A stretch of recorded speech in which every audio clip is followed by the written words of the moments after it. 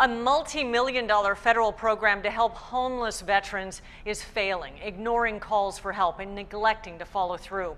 New at 5 o'clock, Scripps national investigative reporter Amanda Cost tracks down accountability on Capitol Hill.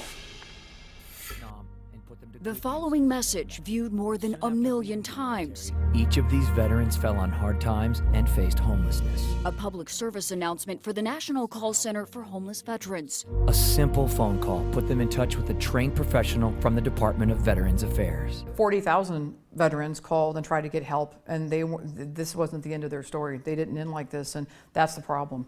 Congresswoman Jackie Walorski responding to this government audit, revealing how the VA Homeless Call Center relied on an answering machine instead of providing veterans round-the-clock help to find needed resources. Is that acceptable? No.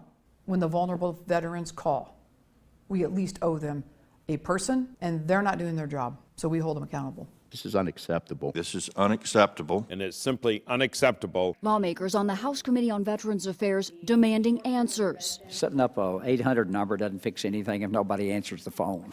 The VA Office of Inspector General found trained counselors dedicated less than 10% of their time at work to answering calls to the Homeless Veterans Hotline.